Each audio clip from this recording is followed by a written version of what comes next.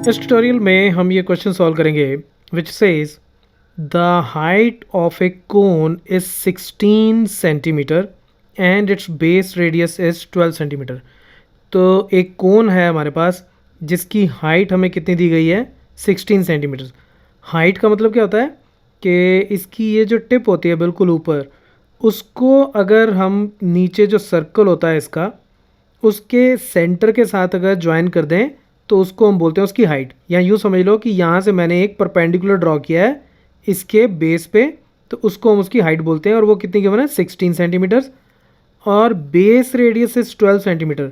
Base radius का मतलब जैसे ये मेरे पास अगर एक कोन है तो कोन के नीचे का जो सरफेस होता है वो बिल्कुल एक सर्कल बनता है, ठीक है। तो उस सर्कल का जो रेडियस होता है उसको हम बोलते हैं उसका बेस रेडियस।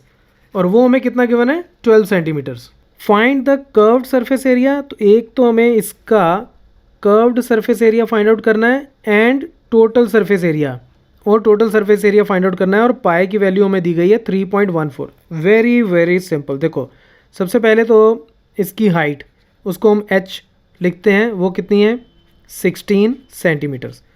दूसरा हमें गिवन है इसका रेडियस जिसको हम r लिखते हैं, वो कितना गिवन है 12 सेंटीमीटर्स।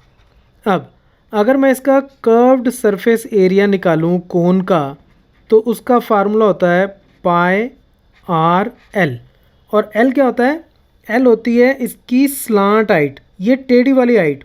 एक बात और याद रख लेना कि इसकी टिप से आप इसके बेस पे किसी भी पॉइंट को ज्वाइन करके अगर उसकी लेंथ फाइंड आउट करोगे तो वो हमेशा बराबर मिलती है for a right circular cone.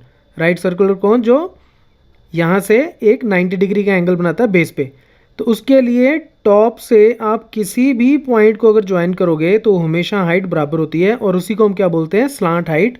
तो ये मैं इसको L बोल देता हूँ, ये H है और ये है R।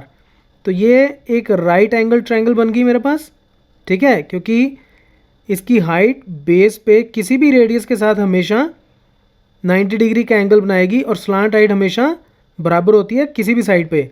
तो ये एक राइट एंगल ट्रायंगल बन गई।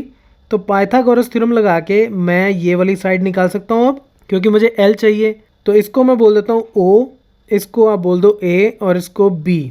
तो AOB is a right angled triangle.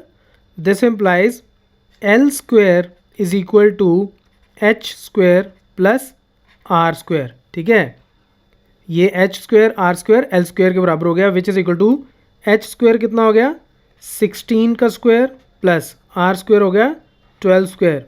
तो इसको सॉल्व कर लो, ये आ जाएगा मेरे पास L square is equal to 256 plus 144 which is equal to 400।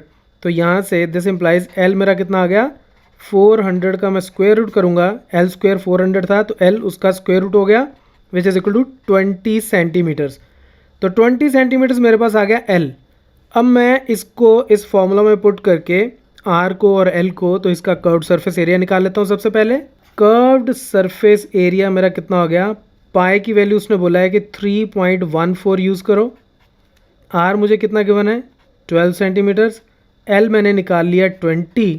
तो इसको जब आप सॉल्व करोगे तो आपका आंसर आएगा 753.6 centimetre square. Centimetre square area के यूनिट होते हैं, तो सेंटीमीटर स्क्वायर हो गया। अब हमें फाइंड आउट करना है टोटल सरफेस एरिया।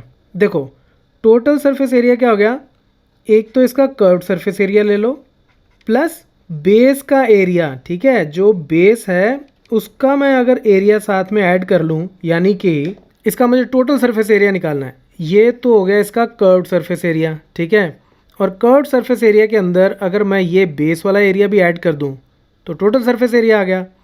अब कर्व्ड सरफेस एरिया मैं ऑलरेडी निकाल चुका हूँ 753.6, और बेस पे ये एक सर्कल बनाता है, ठीक है। तो सर्कल का एरिया कितना होता है पाई आर स्क्वायर। तो इसका मतलब ये मेरा हो जाएगा curved surface area plus pi r square, ठीक है। इसको हम सॉल्व कर लेते हैं। टोटल सरफेस एरिया मेरा हो गया, कर्व्ड सरफेस एरिया मैंने ऑलरेडी निकाला है 753.6 प्लस पाई की value 3.14 into r square.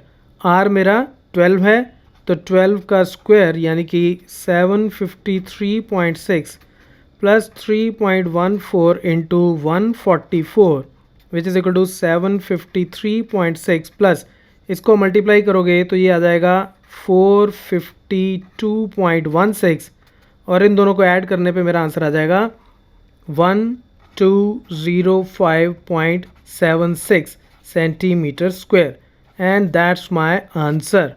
So that's it from this tutorial. Keep watching Mathemafia.